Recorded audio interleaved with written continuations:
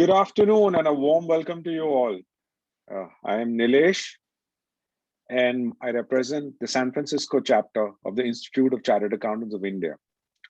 It gives me great pleasure to welcome you all to the third chapter event of 2021.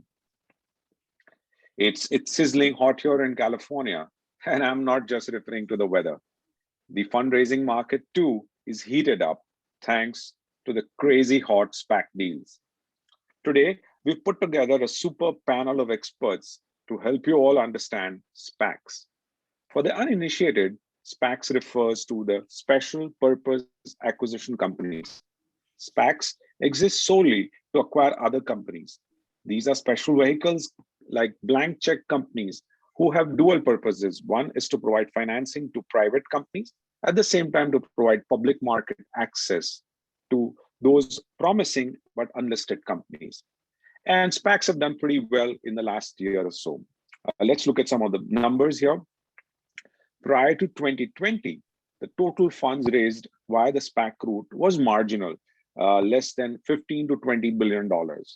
But it all changed in 2020. The total funds raised via the SPAC route in 2020 crossed $80 billion.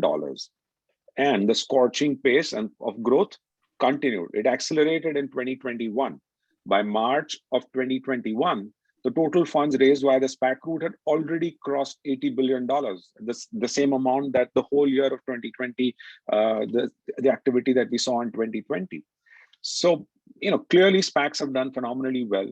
As of now, we have 427 SPACs who are actively seeking targets. Majority of them, I think about 350 plus of them, have almost 2 years of runway left. And what I mean by that is that this $100 billion plus of purchasing power will be with them for 2 years while they can actively scout and look for deals. Media, telecom, technology remains very popular, but so are healthcare and life sciences. If you are one of those companies in that space, it's a seller's market. I mean, clearly there is a lot of action that's happening for SPACs in targets who are looking at being acquired by those SPACs. Last year was a very pivotal year for SPACs because from being a very marginal play and a marginal program for private equity and venture capital funds, it became it's like the new hot game in town which you must play, which everyone must play. And SPAC moves from sidelines to mainstream. The whole marketplace has matured. The entire life cycle and the ecosystem is ready. All constituents of the SPAC ecosystem, whether it's the original sponsors, the original investors of the IPO, whether it is the capital providers to the transaction, whether it's consultants and attorneys, or obviously the target companies, all these constituents are ready to party and join the SPAC party. So it's great times for everybody who's in the space, but it's not simple. SPACs are not simple. A SPAC transaction is intricate, as you will learn today. It's extremely daunting. A company going public via the SPAC route must meet the same regulatory requirements that a company going to IPO does so. And it's even more difficult because they just have a very narrow window of few months to achieve that regulatory compliance maturity, which a traditional company going through the IPO route probably has a year or two to actually prepare themselves. And there are many other issues, you evaluating SPAC suitors, looking at tax structuring issues, accounting and auditing issues, capital structure discussions, so on and so much. It's like peeling an onion, right? And the more you peel away, the more you realize that there are unknown unknowns here. It's a very complex situation. And it is because of that complexity that we have put together today's panel. Today's expert panel is an attempt for you to sort of get your questions answered. Whether you're a privately held company who wants to consider a sale to SPAC, or you're an investor who is looking at investing in SPACs, you will find today's panel discussion a great opportunity to clarify all your doubts. We are very lucky to have with us Tim Lashua, partner with KPMG. We have Josh Brabbins, senior manager also with KPMG, And last but not the least, we also have our own Ashok Parmar, who is a partner with Deloitte. Before I quiz the panelists, I would like to invite them to introduce themselves and share the unique linkage with the Spac space. Let me begin with you, Ashok. Why don't you start by talking about yourself a little bit and how Spacs are a unique thing for you? Thank you. Thanks, Nilesh. And it's a pleasure joining fellow chartered accountants. I've been part of many discussions on SPACs, IPOs, other technical accounting matters, but this is probably my favorite one in a year or so. And I'm so glad that you and others have put together this group in the US to bring folks together, share ideas, and create this sort of sense of community. So thank you for that. Absolutely. Thanks for joining us. Absolutely. Yeah, I've been enjoying, as you alluded to, Spec Party probably for last year or so quite a bit. And I've been in our accounting and reporting advisory practice based in SoCal.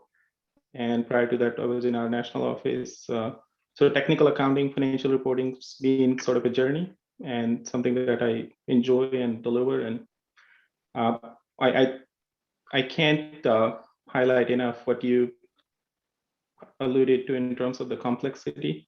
I worked on traditional IPOs, and now if a company calls us for traditional IPO, I'm really happy that week, because traditional IPO compared to a SPAC transactions like a piece of cake. And it gives you more time, right? More time to do things. More time and better prepared companies, management structure, and then variety of items we probably will discuss here. Absolutely. And advisors, to be honest, transparently, I think Tim and Josh probably would relate to, if you think about SPAC transactions going back to 13 and 14, it was like 2 to 3% of the total IPO. Correct. So how many advisors can get their hands and experience, and even the staff, even until I think 2019 was less than 20% of the total IPOs. Now it's Correct. Close to 70%. So that experience, even as advisors and staff, it wasn't the level of depth that we needed. So it all was crammed within a shorter window. So I'm so happy to talk to folks now, but probably 2 years ago, SPAC probably was a bad word. Even within our practices, if we call somebody in national office and said, hey, Ashok Parmar here, I got a transaction, need your help. Like, wait a second, we're working on a SPAC? So I think the lot had changed, and it definitely has become an acceptable vehicle that we see getting popular, and we'll talk more about that. Longer intro than needed, SPAC. But happy to talk more. TLDR is SPACs are sexy, and Ashok is the guy to call. With that, I would like to take the cue and invite Tim. Tim, why don't you share your perspective and introduce yourself? We're very happy to have you. Thanks for joining us. Absolutely. Thanks, Nilesh. And yeah, so I'm a partner with KPMG in our accounting advisory practice based in Silicon Valley. I lead our technology industry for KPMG and in accounting advisory and focus principally on capital market transactions, helping companies go public. And just as Ashok had mentioned, I think this has been such a transformative, really 24 months about how this is really developed into more of a mainstream way of raising capital. So, really appreciate the opportunity to speak with you today, share some of my experiences, and take any questions that are out there, and what this type of transaction is like in the experience and benefits of it. Thank you, Tim. We have a lot of questions, and we'll quiz you soon. But before we do that, Josh, it's with you now. The ball is in your court. Perfect. Thanks, Nilesh. And good afternoon, everyone. My name is Josh Brabbins. I'm a senior manager in our audit practice at KPMG. I'm currently on rotation to our national office. And in our national office, one of the areas that I focus on is business combinations. So as Ashok had mentioned, with the considerations of SPACs and how significant that they've become, there's been a lot of questions around SPACs and the business combination accounting associated with those mergers. So I'm looking forward to have a conversation today about some of those intricate accounting details. Absolutely, Josh. We will quiz you on those as well. And thanks for joining us. So I'll start my quizzing. And obviously, the most obvious question is that why SPACs have become so popular than IPO? That's an obvious question, but I will not start with that. I'll start with something very basic, and I'll give that first to Ashok. What is the typical structure of a SPAC, and who are the players involved in a SPAC fundraising deal, and what are the roles? Just assume that the bulk of the audience today are corporate finance guys who are evaluating SPAC as a fundraising opportunity, and please explain to them in that perspective. Over to you, Ashok. Sure. Yeah, and we'll probably defer some of the more detailed question on the target side for a follow-on question, or we'll add as a commentary later. If you think about the SPAC structure, and even before the SPAC has identified a target, and maybe I'll mention a critical item that the staff is focused on. If you think about the target companies and the investors out there, the investors can't actually have conversations and try and identify a target before they put a vehicle, SPAC, special purpose acquisition company or shell company together. So if I go back probably a year, which is when the last 24 months, my first SPAC transaction was, I think most of the sponsors, so one party, so shell company, sponsors create this shell company, if you will. They had one shell company, SPAC entity, and SPAC doesn't have anything. SPAC only has cash, which is sitting in a trust account, minus maybe some expenses that they end up incurring. So these sponsors create a vehicle, typically, probably now even more mature, focused on a particular industry, perhaps a sector, and average shell company size, I would say, for at least 2021 is $245, $250 million of cash. So sponsors, obviously you end up using your advisors, auditors, they end up creating this shell company, raise cash from the investors, and that's all you have at that point.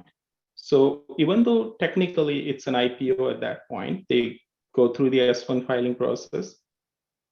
Some would say the real IPO is when the shell company acquires a target.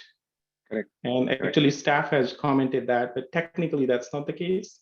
The shell company has IPO, they raise the cash is sitting in a trust account. So if you just think about the shell company, those are the parties. The units are $10 typically. And so if you look at the pricing, if any of the participants are interested in how the specs are trending, you will see typically 9.5 to 10.5, at least today. Used to a little bit higher a few weeks ago. That's the spec side of the house. Then they go search for a target. And if you think about the spec's life cycle, I would say 12 to 24 months, maybe 18 to 24 months of late.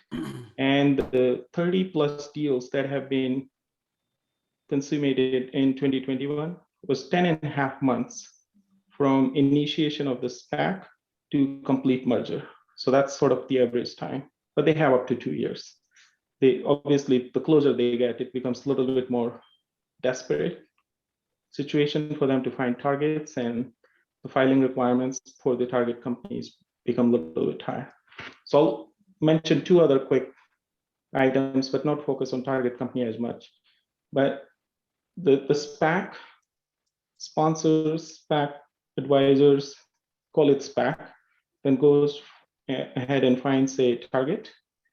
They enter into what's referred to as LOI or letter of intent, go through their due diligence, assign definitive merger, go through the filing process. S4 would be what I was referred to simplistically. Go through the comment letters with SEC, and then shareholder vote and file what is referred to as Super 8K. And then this target company becomes public company now. And a typical structure, the SPAC goes away and your target company is operating as a public company with public investors, except when you hear Up-C structure, which we won't dive into, but that creates a little bit more complexities. Correct. No, I think that's a very lucid and a good introduction to the concept of a SPAC and the typical structure. Thanks for that, Ashok. Tim, before I quiz you the second question, do you want to add something to it? What just Ashok said? Yeah, I mean, I think it's, I think Ashok, you kind of gave a good overview and a lot of, the key data points there. I think, just really at its basic level, this is really just a shell company merging in reverse recapitalization of a private company. And it's a way of affecting that transaction and taking a company public very quickly. And I think was mentioned at the beginning, but there's just been a lot of, it's gone from kind of a very edge case to very mainstream. And so I think that's also, gained a lot of familiarity and maturity of the product. And while there are some uniquenesses to it, it's become, relatively mainstream and acceptable in the market, but it's nothing more than a rapid IPO process in my mind. But I think Ashok, you gave a good overview of some of the intricacies of it. Yeah, thanks, Tim. And Nilesh, if I can add one other piece, because I think folks may be reading about it. So we talked about shell company and roughly 245, 250 million sitting in the trust account. And the other key component is PIPE investment. Correct. Private investment in public equity. So that PIPE investment is about the same. I don't have the numbers handy with me, but you say you need in 2 billion enterprise value transaction. I think the median enterprise value for companies have been 1.3 to 1.4 for 30 plus transactions. If you take a $2 billion enterprise value private company, and typically target company legacy owners end up retaining 70% or so shares.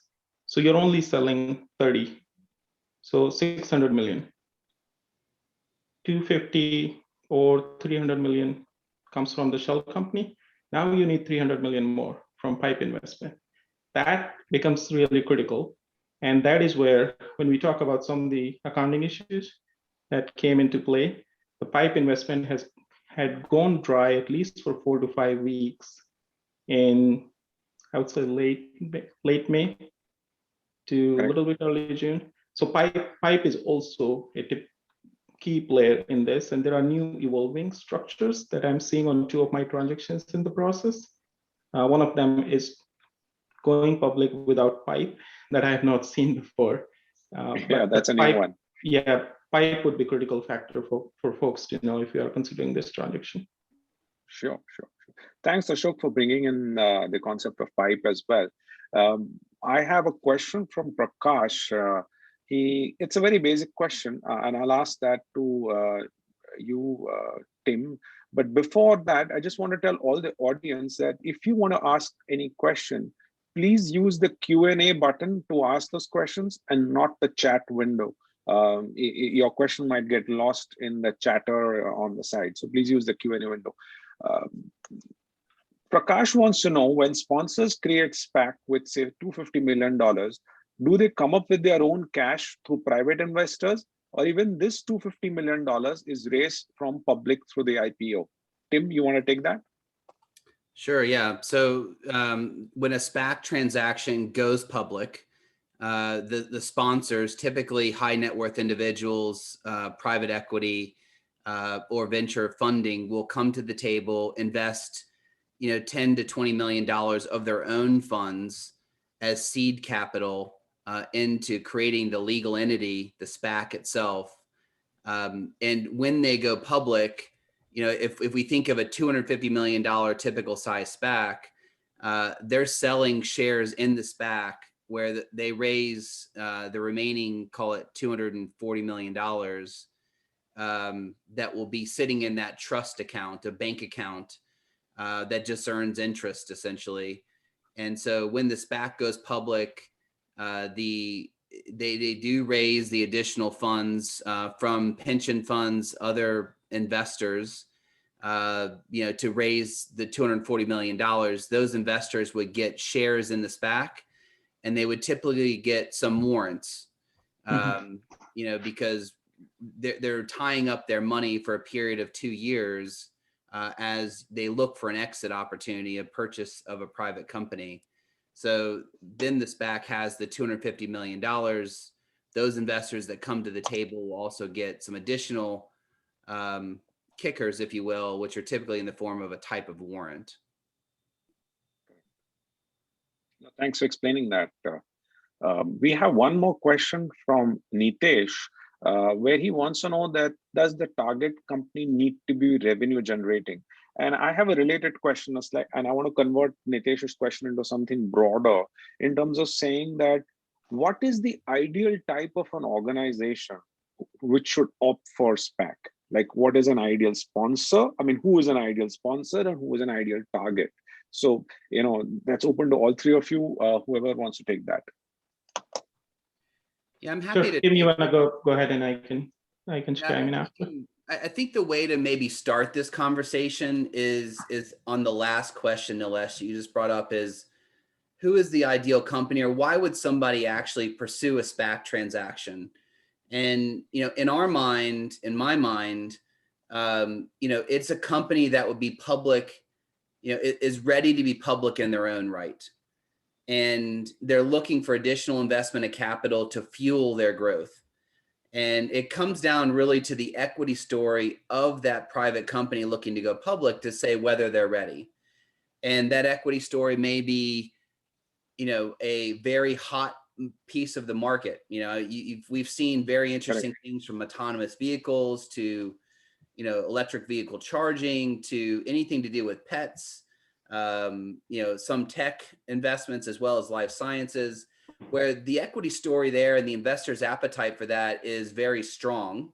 And therefore, you may be, low revenue, but fast growing, maybe not even profitable oftentimes, to a larger, more mature company, where, I just helped a company called Janus go public. They sell into they went public through a SPAC transaction. They sell into the self-storage space. I mean, they generate greater than $500 million of revenue, very profitable, high cash flow company. So it really resides in what is the equity story of that private company, and are they ready to be public in their own right? I think the other aspect of that is, why would you pick a SPAC transaction versus an IPO? Because the typical type of company would likely be the same for both, in my mind. And the reason you would pick the SPAC venue is because there's some unique benefits associated with that. And I'd highlight a couple of them. One is upfront price discovery. That's a very important element where you don't want to, as a selling shareholder, don't want to leave a lot of money on the table, right? And you want to gain as much on the IPO event as possible. SPAC transactions can have, larger capital raises than traditional IPOs as well. Absolutely. And flexible structures. I think Ashok mentioned like Up-C structures. You can have earnouts and other tax structures that would be more accommodative to helping you as a selling shareholder maintain the benefits or the tax attributes that may not get the same valuation in the public market. So, those are some of the financial reasons one may pursue a SPAC transaction, versus an IPO.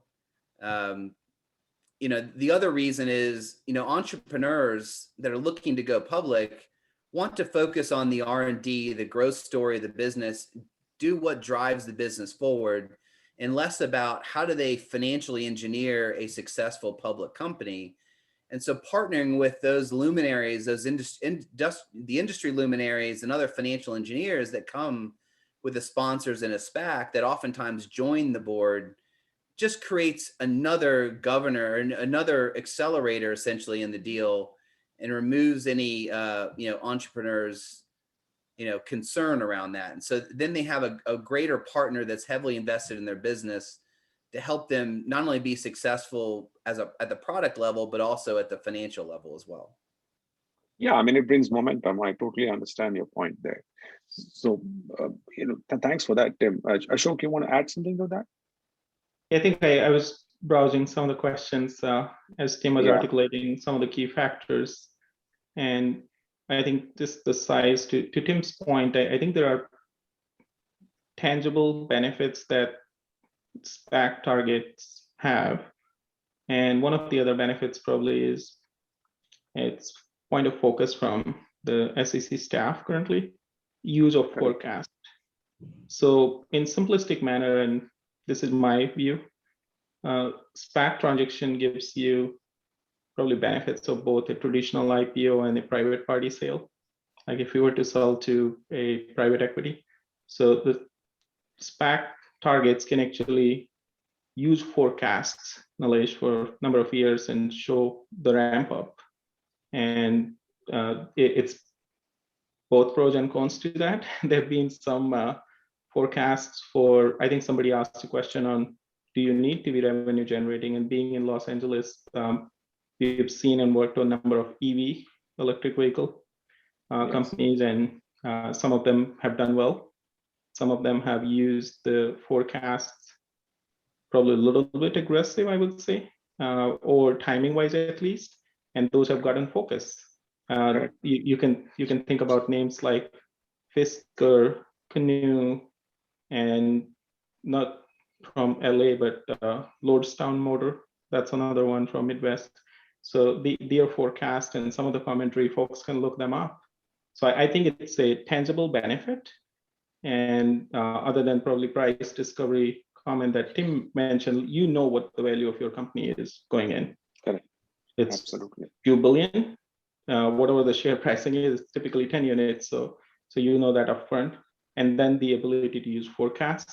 Number of companies were not revenue generating. I think Tim flagged it in his commentary. It's the growth story. It's the management you have. It's no different than traditional IPO. Probably companies do get to go public a little bit sooner than traditional IPO, from what I'm seeing. Yes. That is self-correcting after last 2 months or so. Now the deal flow we are seeing, there are more mature companies, but I worked on two that had no revenue. One was a life sciences company, but the story was solid. The recent one I think was SoFi. It's a pretty well-known brand name that you would be able to connect to. And then somebody was asking, what should we look for? There are sponsors. I call them serial SPACers. Think about Dave Hennessy from Hennessy Capital, invested in Canoe. Bill Foley from Kanai Holding. Bill, I think, has 5 SPACs right now and 3 deals in there. And then Gores, Alec Gores of Gores Capital, I think has 12 SPACs out there. You would be able to see what they bring to the table. And I think Tim alluded to this too, like the expertise, the board. If you want to look for some of those factors, some of my clients and friends that are at target companies, we talked about some of these very informally. And I think people can probably think through those. Like, what is important to you? Sponsors, expertise, capital, board, management, IT infrastructure. Just list it out, work with your advisors and look for those type of items, perhaps a little bit beyond the dollar amount of what the company is worth. Because sometimes you could, if you're just hung up on that and you have huge gaps in your organization, then you may be up for a surprise. You probably will go through a successful deal, but you may not be ready to be a public company. Correct. No, I think that's a very, very nice way you laid out the factors of how to really evaluate the situation. Before I request Tim and Josh to add to it, I just want to make one disclaimer. None of us here are making any recommendations of any kind. We're simply sharing information with friends. So if any of you decide to do anything in the SPAC space, investing or doing a SPAC for your own company, please consult appropriate consultants and advisors, people like Ashok and Tim, separately offline. This is just an informational seminar, so I just thought I'll lay it out because some names were brought up, and those are good names, by the way, Ashok. I must say that. Tim, do you want to add something to that question about what are the factors to look for? Josh, if you also want to jump in on that. Yeah, I guess I would just add in, I think we're talking about, and I think there's a ton of really positive benefits of going the SPAC route. You know, and I just wanted to balance that conversation with, you know, what are some of the incremental costs associated with that as well? And, you know, I think typically, you know, we see companies need to use advisors more in a SPAC transaction, principally because, you know, they may be going for their Series C or Series D, and then all of a sudden a SPAC shows up at the door and they decide, well, we're going to about face and move into the public markets. And that happens very quickly in today's market, given the size and volume of the capital sitting in a SPAC vehicle today. So the use of advisors oftentimes can be greater. You know, it happens much more rapidly, you know, from the decision date of deciding to go public, and therefore there's not as much of a ramp period to transform the company.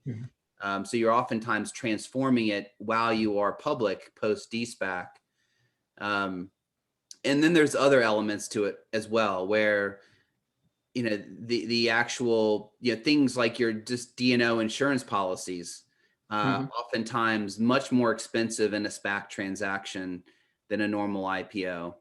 Absolutely. So, you know, I think that there are things that you have to think through the cost and benefits of this, but oftentimes the valuations, the ability to access capital, to do that in a very efficient manner, oftentimes outweigh some of those incremental costs. But I think it's just highlighting some of those, you know, for the audience is important as you consider what's appropriate for your own business. And Tim, what I would add to that as well is, outside of an operational perspective, you also just think of the heavy load that a company will have of being a public entity. Going through a SPAC transaction, there's no shortcuts or there's no exceptions to following the SEC rules and regulations. Correct. Irrespective of how you go public, you are a full-fledged public company responsible for, you know, 404A, potentially SOX compliance from a 404B perspective, quarterly reviews, management attestation, all of the above. So it is a very heavy lift. And I think, as Ashok had mentioned, while the SPAC timeline really shortens the time from transitioning from a private to a public company, that can be a heavy lift of becoming public company ready. Absolutely. Yeah, John, I would even add to that, right? I think there are actually incremental things that may be more from a compliance perspective. You know, as if you venture down and go the SPAC route, you know, those timelines that Josh is mentioning around, because typically you're going to be an emerging growth company, and you're afforded some benefits of that of only 2 years of financials, you know, but in a SPAC transaction, oftentimes you're going to need 3 years of historical financials. You know, your timeline for 404B SOX compliance, you know, really starts ticking from when this SPAC went IPO, not when your exit date and when the target company went IPO. So some of those windows do get shortened.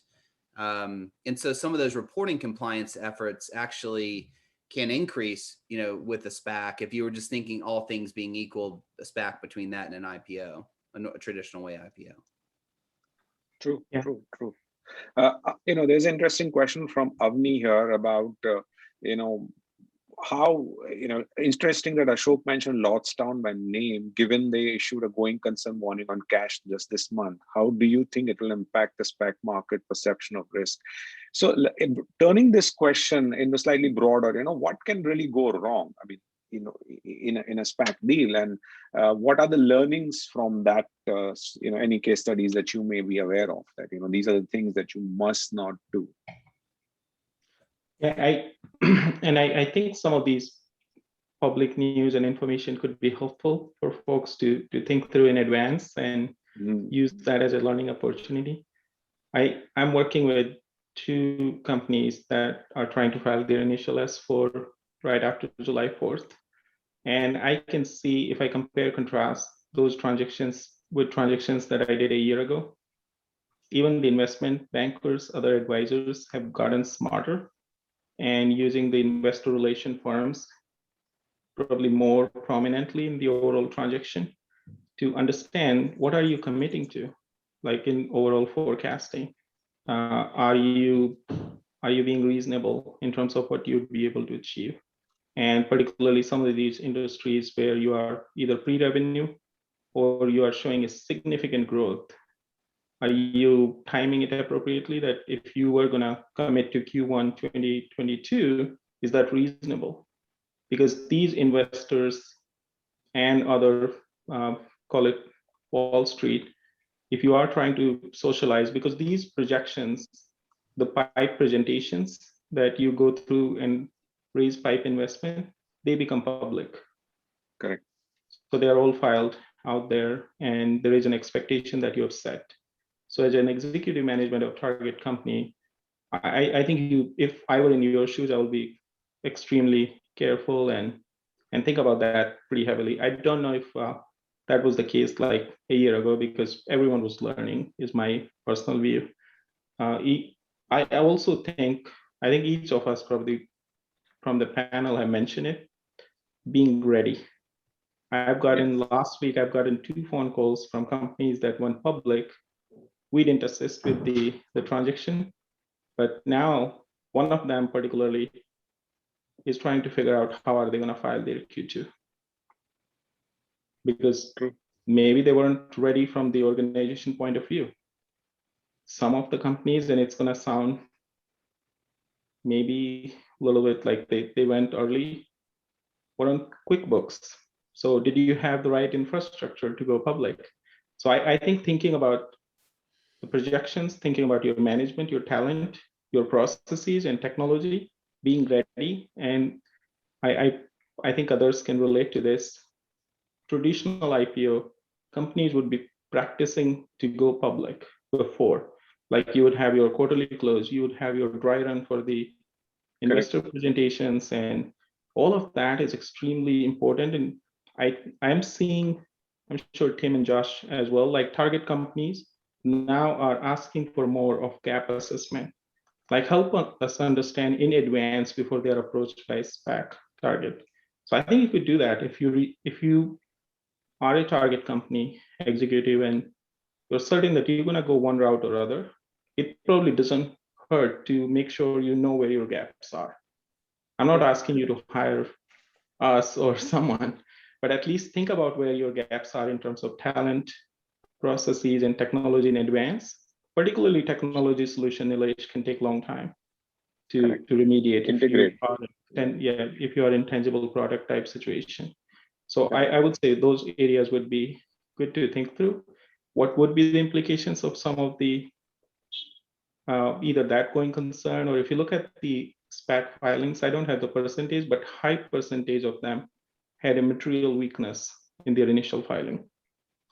So there are risks, and there are the compliance requirements, as Tim alluded to, I think are higher than traditional IPO, because you literally have 2 companies that are filing. You have the Spac that's filing in the initial S4, you have the target company.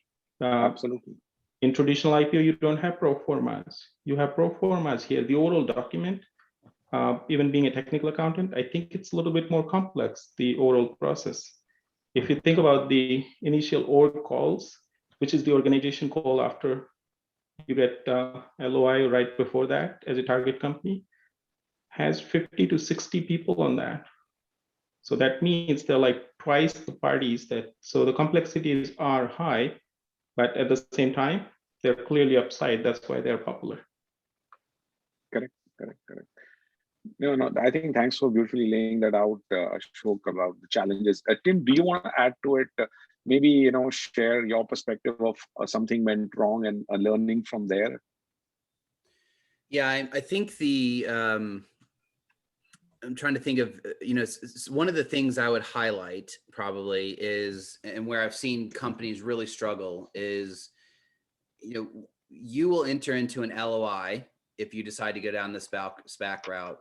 And sometime between the LOI and the definitive agreement to merge, you have to make a call about how complicated, how complex, what is the lift going to be to become public and complete this S4 filing or whatever form you plan to use to go public.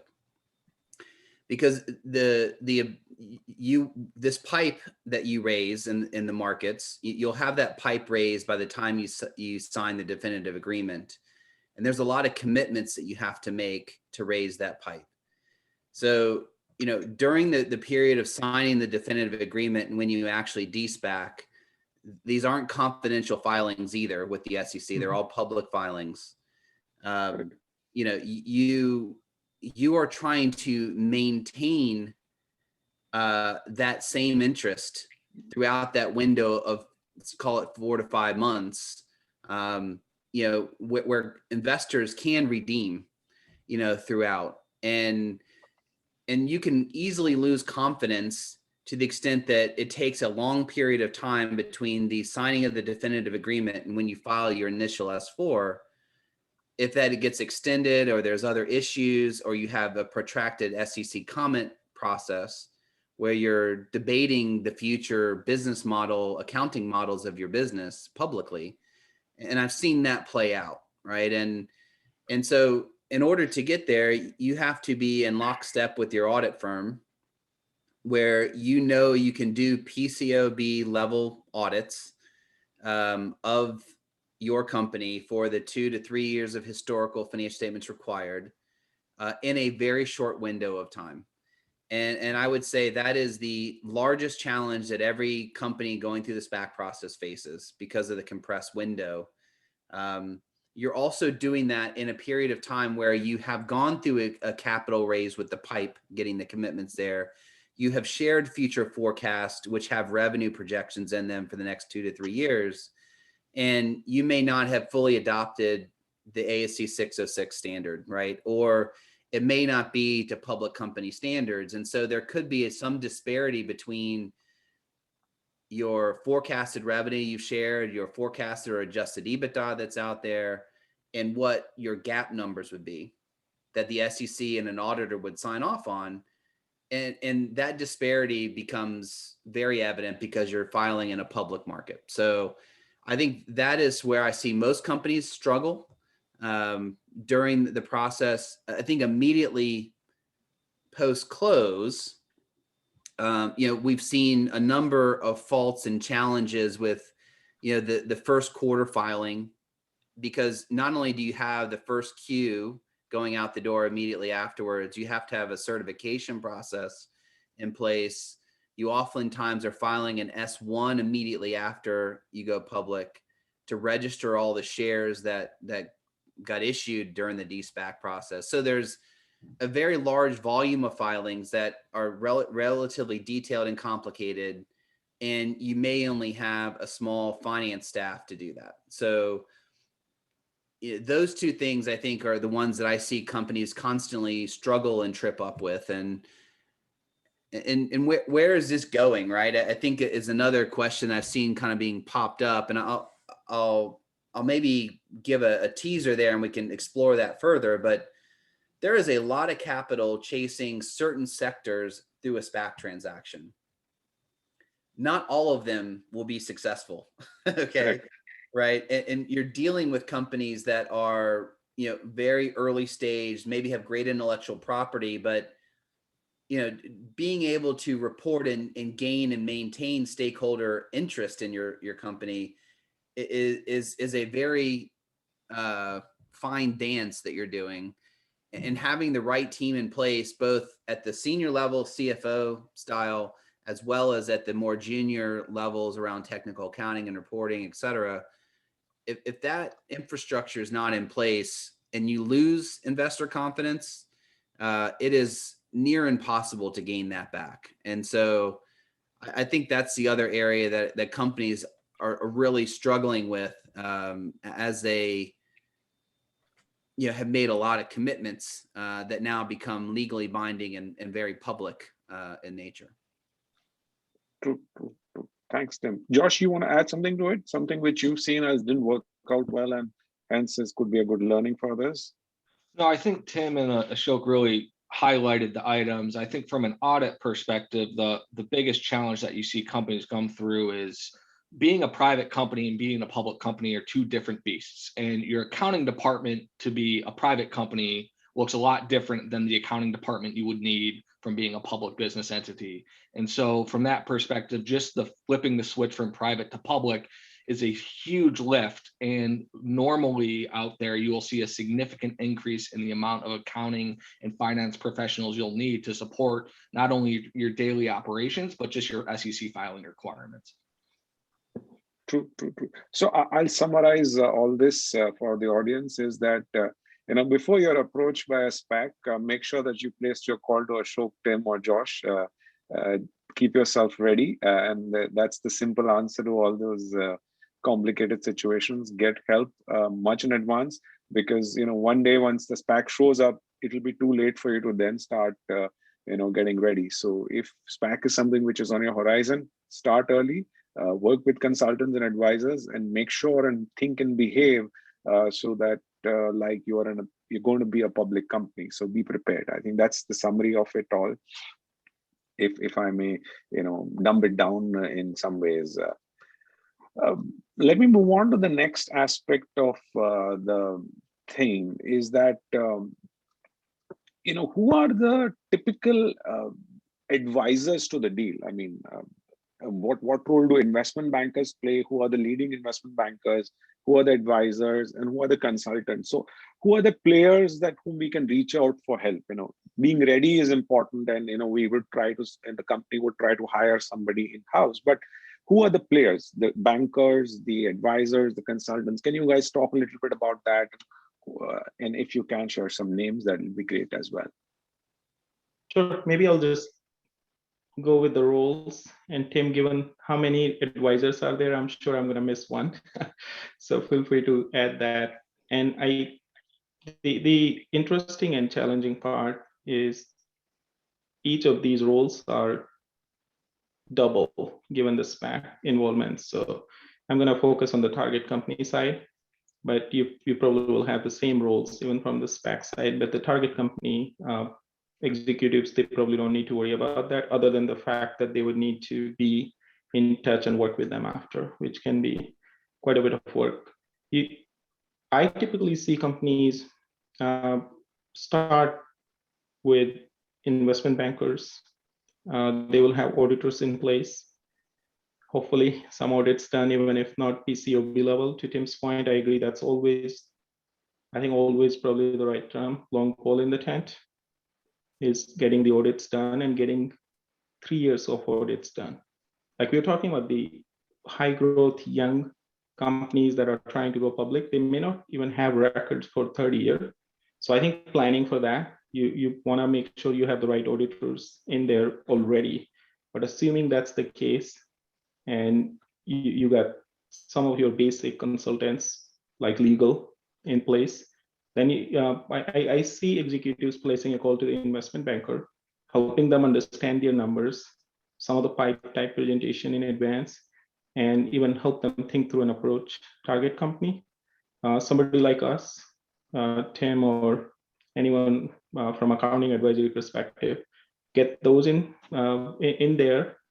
And because there is confusion in terms of whether you need 2 years or 3 years of financial statement. There is confusion in terms of whether you meet the definition of emerging growth company or not.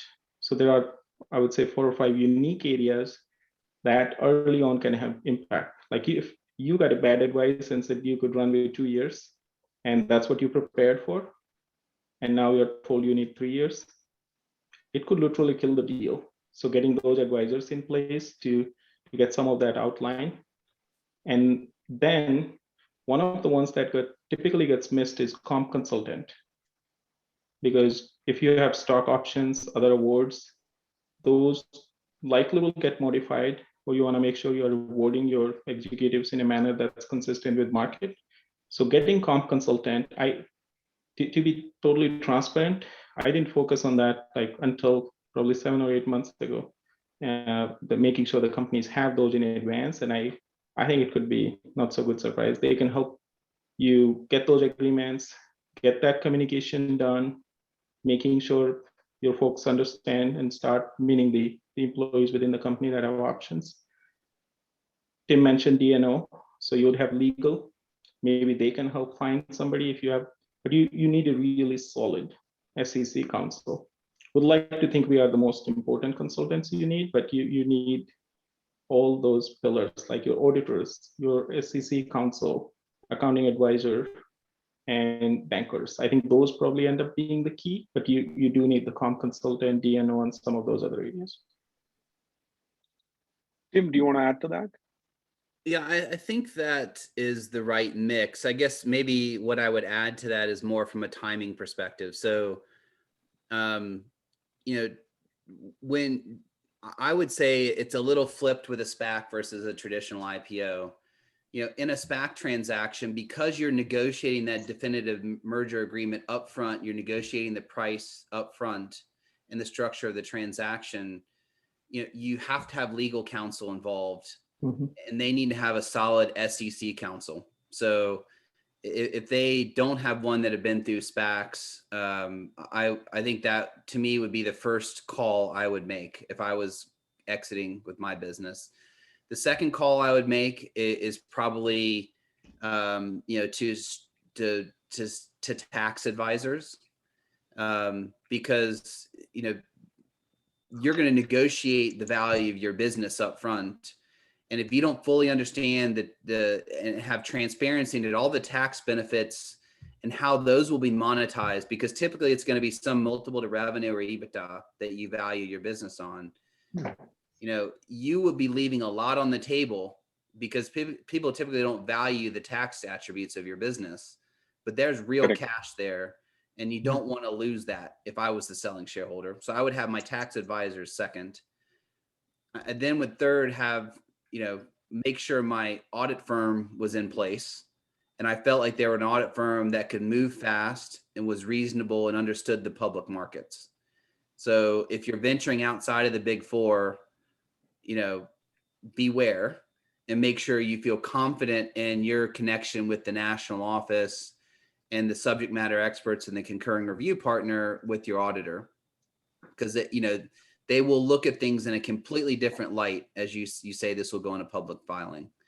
Probably the fourth would be the accounting advisor that's going to supplement, enhance, and drive the transaction through the longest pole in the tent, which will be the S4 filing and all the components associated with that. Somewhere in between, around that phase, I would be talking with bankers, quite honestly. And usually the bankers are brought in up front. But I would say that, in my mind, there's a ton of great bankers out there, and they are super critical to negotiating the deal, to raising the pipe, to entering into any LOI. So you need them well and secured in place before an LOI is executed. But all of those other attributes are going to determine how successful you'll be, one, in valuing your business, and two, completing the deal. So then you bring in the right banker that's tailored to your industry, that knows the market. If you're a fintech company, there's going to be fintech bankers out there that are specialized in this space, and they're going to get you access to the right people. They're going to gain the pipe, commitments that you need. And so those things can be baked off relatively quickly in my mind and experience. But those other elements are things that are in your control, that your responsibility as the owners of your business, and they're going to be the longest poles in the tent. So get them in place up front. Absolutely. I don't want to put you guys on a spot, but Michael had a question. What does it cost to do a SPAC? I mean, you mentioned SEC counselors, tax advisors, audit firm, accounting advisors, bankers, so on and so forth. So how much does this cost, and what should somebody budget for? That's a pretty loaded question, and I think it depends on the size, but I would say it's an expensive affair. It's probably what I can describe. I would contrast this with traditional IPO. Like if you are thinking about the exit vehicles, private party sale to private equity, traditional IPO, whether traditional price discovery or direct listing. And then Spac, we compared the cost at some point. I don't have the numbers handy, but if you look at one of the pipe investments from any of these deals, I think you would have that budget. Sometimes I've seen that the companies haven't fully estimated it, and then they end up revising that. So you don't want to do that. You want to make sure that you've budgeted not just the advisors, Nilesh. I know your question was on advisors previously too. The second piece, I think Josh alluded to, operating as a public company, accounting department, finance, some of the other functions that go along, and private is very different. Like if you look at current and future state, I've typically worked with my clients, and bankers would do too. Like if you need to hire, I'm just going to use an example number. If you need to hire 10 new executives, that is going to cost you too. So baking that in your estimation, and I think Tim flagged tax advisors, can't agree more. Tax structure on these are really hard, and that talent is hard to find. So not just advisors, but you want to flag the internal executives and what that cost would be. Yeah, I mean, I think that's a good framework to think about it. Tim, you want to add something to it? Josh, anything on that, on the cost part of it? Yeah, I mean, look, I think, on a typical, I don't know, $1.5 billion to $2 billion deal, it's probably going to be, your total kind of transaction cost are going to be in the 3 to 4% range, I would expect. Most of that are banker fees, quite honestly.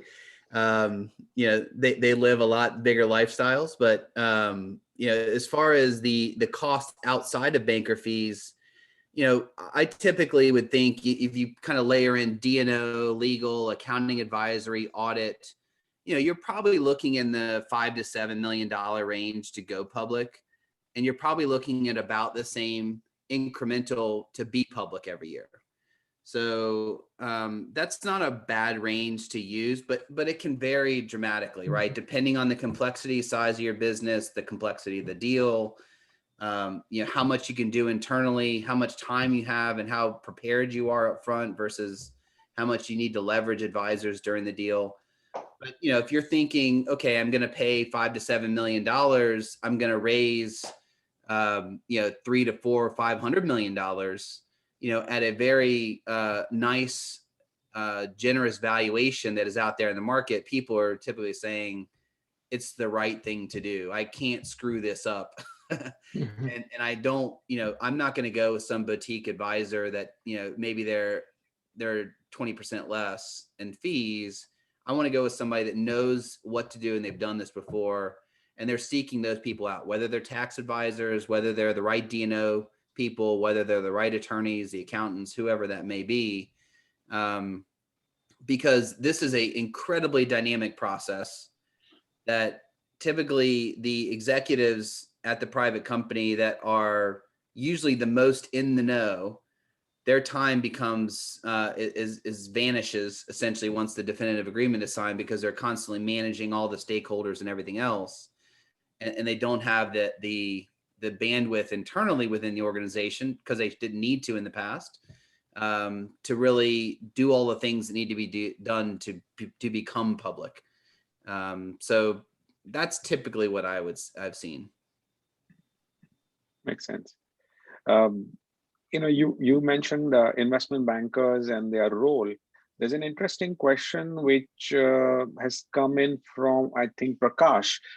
He said that one of the benefits of SPAC is price discovery. Is the IPO price negotiated between the sponsor and the target company, or the price discovery happens in the public markets after merger? So, Tim, if you can respond to that and also talk about the role of investment bankers and why they get that additional money that you mentioned. Yeah. So, I mean, on the first question, yeah, your price, and your valuation is going to be set between the sponsor, the SPAC, the SPAC owners, and the target company when you sign the definitive agreement. So, that document will outline, your LOI will indicate what is an indicative value, and then the document will outline essentially the valuation of the company. One of the key elements of that is that the SPAC and the sponsors are bringing sufficient capital to the table, cash to the table to close the deal. If that amount of cash is not brought to the table, then the deal falls apart. And that's why the redemptions are so important. If there are a certain level of redemptions from the SPAC leading up between the definitive agreement and when you de-SPAC, that may be okay. And then the selling shareholders just roll over more of their equity into the final capital structure. But if there's so many redemptions, in the trust fund of the SPAC, then the deal may collapse. So I think that's a key element that really dictates valuation in my mind. And your price could trade and change slightly up through the de-SPAC depending on the level of redemptions, but it's typically set up front, and that's one of the key benefits that people see of a SPAC transaction. What role do the bankers play? They play a critical role. I mean, they're the ones that are helping you, raise the pipe itself. They're the ones helping you dictate the valuation that you'll agree to in the definitive agreement. And they're going to be helping, you monitor and manage the trading price in the public market. So, typically SPACs are valued at $10 a share. It will trade anywhere around that, up through the de-SPAC date. But you want to make sure it's trading, upwards of $11, $12, which shows confidence of the investors that they're not going to redeem, and they're going to continue to stay in post de-SPAC along with your company as a public entity. The bankers play a critical role in that, along with your investor relations firm, which may be another advisor that you want to have in place that makes sure that you're getting your name, your brand in the market. There's enough mental bandwidth that's out there that's communicating the positive news to keep you going. And that is the banker's role in my mind, amongst probably a few other things as well. But, they are, lower hours, higher value. So picking the right one is important. There's a lot of bankers out there that probably aren't worth what they're paid, but there's quite a few that will make or break a deal as well. I like that you're making full use of the fact that there is no banker on the panel today.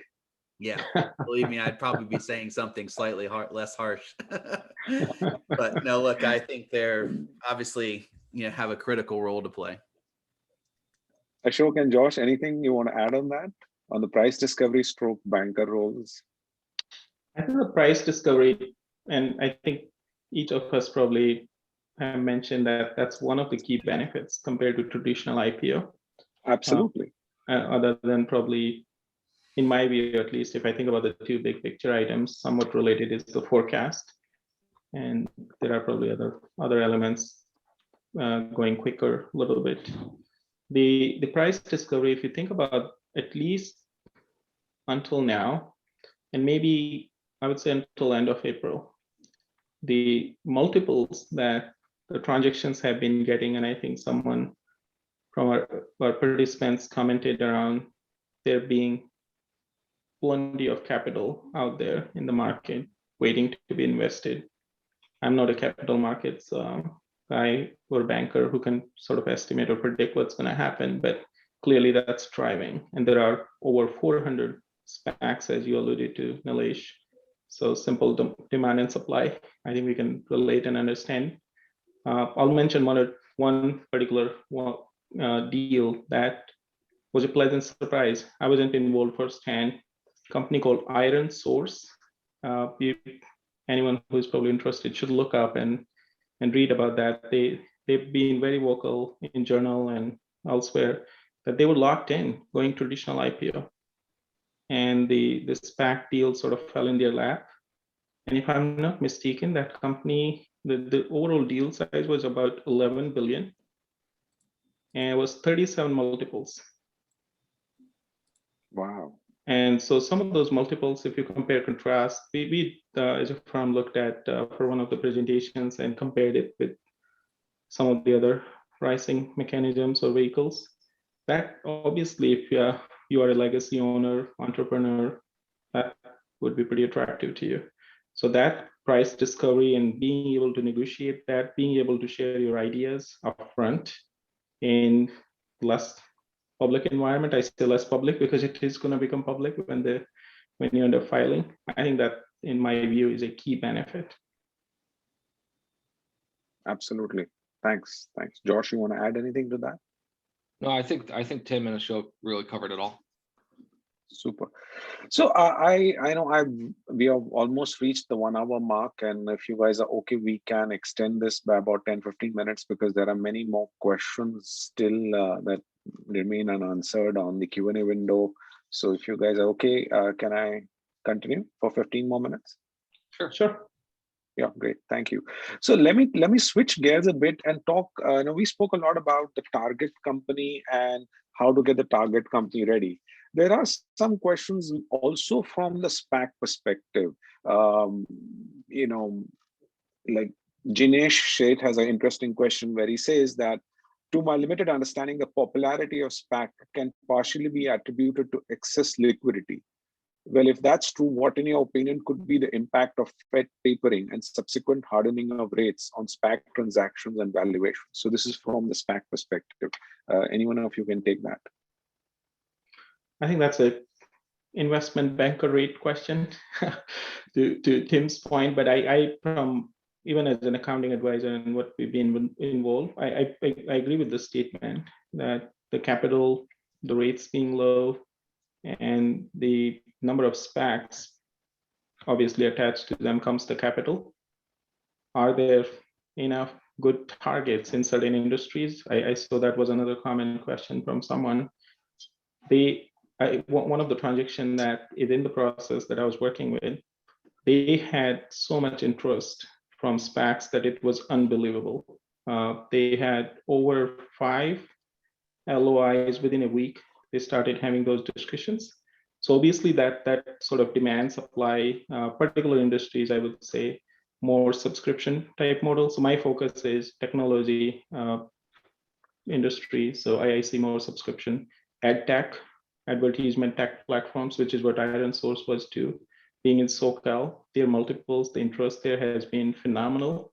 Some of the plant-based or health and nutrition type ideas, life sciences, I think we mentioned. So there is that in terms of what may change if the rates go up and some of the other factors change. Probably there will be some impact. But if I think about the number of SPACs out there, number of deals getting announced, which I think roughly 5 to 7 deals getting announced each week, the filings in process, being prepared, being ready, as you summarized the theme, Nilesh, companies getting ready now. We get more and more calls now from companies that want to go traditional or SPAC route, even as late 2022. So that part is probably not going to change as much. The deal flow already quality has increased from what I'm seeing. So there are larger deals. There is more due diligence. There's probably, I'll call it double due diligence. There is from SPAC side, they end up engaging one of the big fours or other consultants to perform organization-wide diligence, not just accounting and financial reporting, overall talent, overall operations, product designs.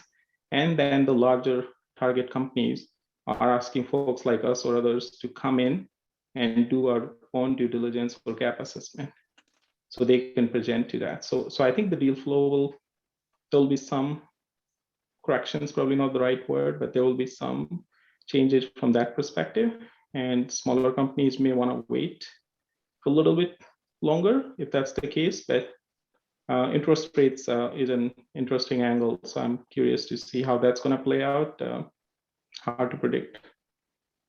Yeah, I guess I would say, I think some of the capital flow through the SPAC transaction and the volume of just general public offerings. Now, this is speculative, but my view is it's a lot of the public investors wanting private equity returns. So, if you look at a lot of the big unicorns that have really grown up over the years, not with public money, they have spent, a large portion of their early stage high growth investor return phase, not allowing public markets to get in.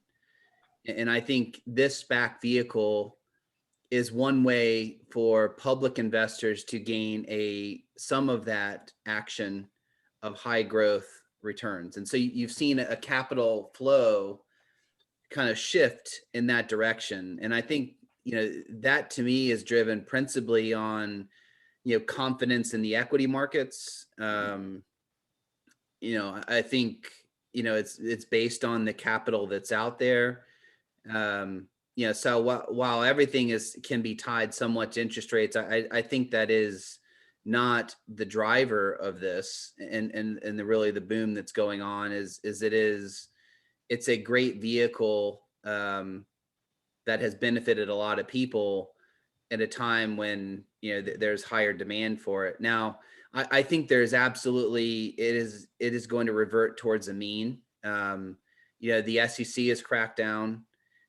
We know the PCAOB is focused on de-SPACed companies. Regulators are trying to make sure that they have their investor protection hat on as well as their capital formation hat. So I think that will start to correct things a bit. I think the comments I've made on D&O insurance, I think there's likely a focus on maybe bankers requiring greater diligence and underwriting diligence, in a SPAC versus, what they have to do more like a traditional IPO. So a lot of those things that have created unique opportunities, arbitrage through a SPAC, I think are going to start to dissipate and revert towards a mean that will cool the market. Hopefully all the de-SPAC companies do well, but my feeling is that there will be some that aren't. And some, I saw some of the questions out here of, what industries probably have the greatest return. If there is, a ton of companies chasing a certain sector, only 3 or 4 of them are going to survive, right? So that will bring the sector return down and start to reallocate capital as well. So we have absolutely been in a unique period of time over the last 18 to 24 months. I think it is here to stay. I don't expect it to change. I expect it to slow a bit as this reverts more towards a mean and it becomes more mature in that manner. But I think that the benefits of a SPAC oftentimes outweigh and should probably continue to be here for years to come, I would imagine. No, I think that's a very good way to summarize the outlook. And I kind of like the point that you made is that a lot of interest in SPAC is also because there was a fear of missing out. A lot of unicorns basically came to the public markets at a fully valued status, and a lot of people missed out on the value creation.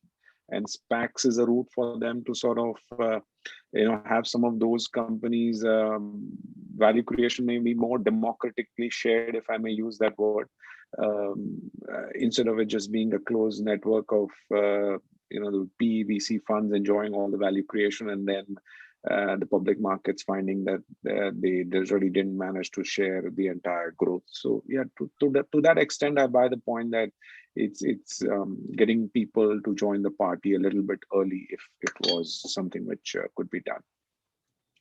There is one more question which is also equally interesting. It's from Anup Goyal, and he's talking about can SPACs target overseas, or it's usually limited to the said geography? So all this dry power that we see here, those 424 SPACs with 350, yet to invest money, can all that be spent outside the United States? And what are the processes? And do you see any action there? And I know some of the people who have logged in today are also chartered accountants from other chapters, in Singapore and in the Middle East. And what is the message for them as to how should they view the SPAC opportunity? So 2 questions: can SPACs from here invest there, and how should overseas and companies look at this? So one of the SPACs that I mentioned, SPAC deals, Iron Source is an Israeli company.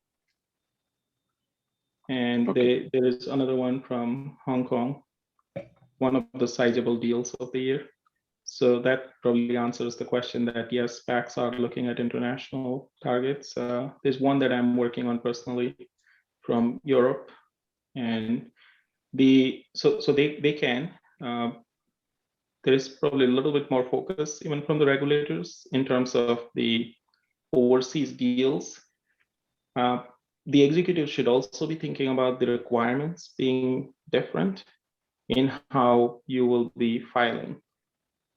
Folks that may have been filing 20F or foreign filer status in the US can probably relate to.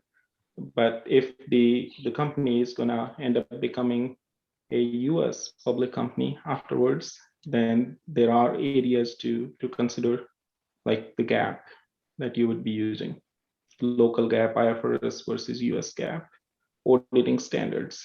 Auditing standards would need to be the US gas or the private company level auditing standards. Do you meet the definition of a foreign business or not? And so those type of areas and requirements are, you probably will get that advice and think about that.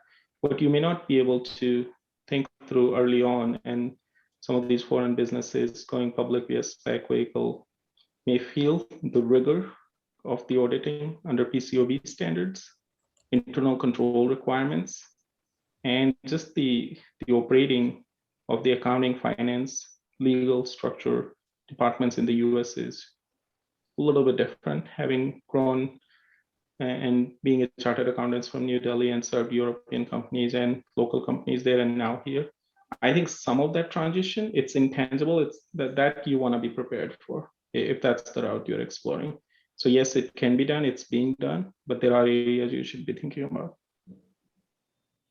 Tim and Josh, your views on overseas targets and what are the things that they should do to prepare themselves, and your perspectives there. Yeah, I think, I mean, the volume of SPACs and the opportunities for target companies. I mean, if you think, I've talked to a lot of sponsors, and they would love a target company that is ready to go public.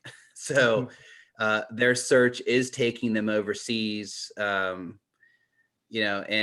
as this scene gains maturity, the trust on the IPO date expands. As people are continuing to evaluate the tax plays that are out there in the future, absolutely these are moving, abroad. I mean, you just look at like Grab in Singapore, in Asia. You look at, there are a lot of European deals either through Ireland or in mainland Europe. Most of these are US-based sponsors, where they may be domiciled in the Caymans or something like that, targeting some of these foreign companies, but it is absolutely happening right now. And we think it will continue to be an opportunity. I think Ashok mentioned a lot of the considerations. You have to think about, if you're going to be a foreign private issuer and what your investor base looks like, and will you qualify as an IFRS reporter or a US GAAP reporter?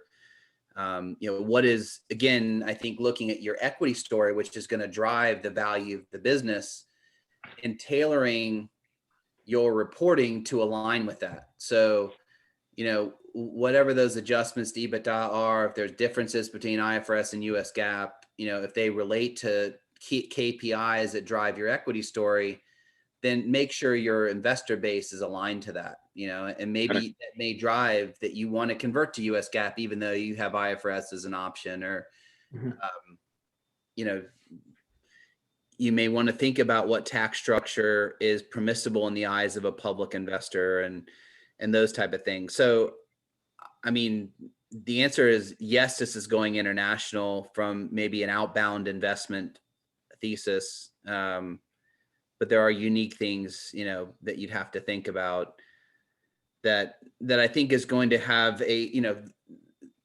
raising pipe and getting hurdles of saying, me as an investor want to place my bets on and tie my capital up on a SPAC that's going to go target Asia. There's probably, given the complexities we've talked about today of US filers not being able to meet the thresholds, there's going to be a higher hurdle and skepticism of Asian filers being able to meet some of these thresholds. So making sure that diligence is done right and there's good transparency into capital market readiness is going to become even more important for those international opportunities. Josh, your perspective on international targets and their accounting situations? No, I think Tim and Ashok brought up good points. I think one other point to bring up is you don't know what the combined entity is going to look like until really close to the end of the merger. With what Ashok had talked about, you don't know what shareholders are going to sell their shares or opt out of the transaction. And so a lot of the accounting considerations, do you qualify as an FPI? What gap are you going to have to file your financial statements in? A lot of that will be dependent on certain capital structures or activities that aren't finalized till very close to the end of or the merger. And so it adds an additional layer of complexity, not only from the accounting side, but from your auditor side as to what audit standards, if you have an FPI status or whatnot, that will have to be considered. So it gets a little bit more complex. Great. So guys, I think we are reaching the end of our time. I have a few questions, but what I would love to do is that give each one of the panelists a minute or so for their closing remarks. If something that you feel we missed out, I would like you guys to respond to that so that we have a complete closure. Ashok, do you want some closing remarks from your side? Sure. I think the areas we've focused pretty heavily on being ready, being prepared. If you are thinking about whichever alternative vehicle, whether it's SPAC or traditional IPO, you probably have, I'll call it 70% or so areas that you would need. You would need good management structure put in place, different functions, including tax, FP&A, etc., tools, templates, advisors that you can start building relationships with and finding the right people. Tim alluded to the auditor, and I like he went 2 steps further in terms of knowing your audit partner, concurring relationship at the national office. I think some of those things take time. Like if you hire all of the advisors on the same day and 3 weeks before you need to get going, you'd have a lot of people to get to know and build trust, and the advisors know what they're doing, but it still takes time. So I think thinking about that journey in advance, thinking about what's important for you, if you are going to look for an exit route, obviously the deal value is typically important, but what other factors? Getting board members, expertise. Think SPACs, I think probably all of us have said they have huge upside. That's why they're popular. But my advice would be to also think about the challenges, put them at the same level, and whether it's accounting related issues, tax structuring, or any of those, so you can plan for those. CFO would be extremely critical, and having a deputy to the CFO. Otherwise, the CFO is going to get so stretched so thin that you probably will have any time to even get some sleep. So getting a right-hand deputy that you can count on, whether director of financial reporting or SEC reporting. If I were to be at a target company as a CFO, that's what I would do first. Build that right-hand person. And the last piece I would probably mention, personally, I'm so amazed with how each of these routes are interchanging each other. And I think Tim alluded to that somewhere it will end up in the median where SPACs pick up certain items that are leading practices from traditional IPO. Traditional IPOs probably pick some best practices from each other, like lockup window is a great example, like getting liquidity for your executives and investors right away. That's something that other routes are learning from SPAC. So I think it would be interchanging. I think it's here to stay. It probably will get improved, I would call it, as people learn. Everyone, all parties, including the advisors, regulators, investors, etc. So I'm happy to answer any questions. And Nilesh, if you have any other questions we didn't cover, feel free to send it to us as a panel, and we'll take those. Sure. Thanks for the offer. Tim, closing remarks from your side. Yeah, no, I think it's been a great discussion, and I think we've hit on all the key points. I think that this is absolutely a journey, and doing your homework up front and even considering capital market readiness in advance of your next round of funding, because you never know when a SPAC's gonna give you a ring or tap on your door. I think is something, for Series C and beyond companies. I would also point, KPMG has a Spac Intel hub. So if you want to just Google that, there's a bunch of thought leadership there that can help you, with, what's going on in the market. How do you think about the tax structure? What are the 7 steps to a successful SPAC merger? I think just reaching out and doing your homework, I think, in advance will just pay a lot of dividend down the road. So, I'd echo the same thing. I mean, we're right here in the Bay Area. If there's anything you need or want, we're all here to be a resource, and really appreciate the time today. Thank you, Tim. Josh, your closing remarks. No, I think, as you heard from the panel today, no 2 SPACs are created equally. And there's a lot of challenges that do come with SPACs. And one item that we didn't really touch upon a lot, but just throwing this out there, that one of the questions that is always the first question that you need to ask yourself when you're going through a SPAC is who the accounting acquirer is. A SPAC will always be the legal acquirer of an entity, of a target, but the accounting acquirer doesn't necessarily always equate to the legal acquirer.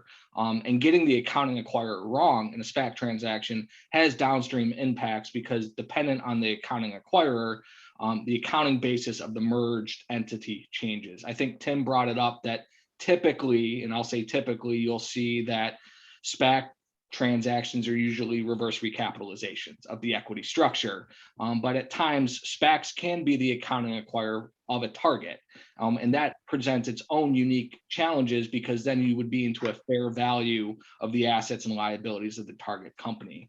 And if you get that answer wrong, it does have a downstream impact, which could impact your timeline from completing the merger, because there's audit considerations and accounting considerations that go through that. So I think, as we all mentioned, being in step with your advisors from the beginning is a very important item as things come up, and you'll want to be in lockstep as you go through this process, given it is a condensed process.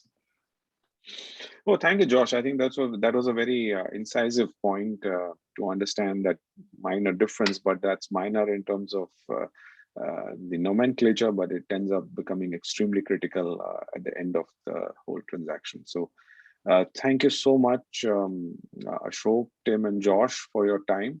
I would, we will be sending out an email to all the registered participants with a link of this video. And we would, if you guys are okay, we will include your contact details in that email, so that people can get back to you and reach out to you if they have any further follow-up questions. With this, I hope you guys are okay. Absolutely. Yep. Absolutely. Sure. Thank you so much. Thank you for your time. Folks, I just have a request to you. I hope all of you are members of the chapter. If not, please visit our website and enroll and become members, so that you can get to attend all these events and come to know about in the future. A lot of exciting events happening. In fact, there is an interesting event happening tomorrow itself. So you guys can log in and join that. It's a completely different event on the world of yoga and meditation. So that's I think tomorrow afternoon, if I'm not mistaken, but it's there on our website. Please feel free to join us, attend those events, and thank you for being with us.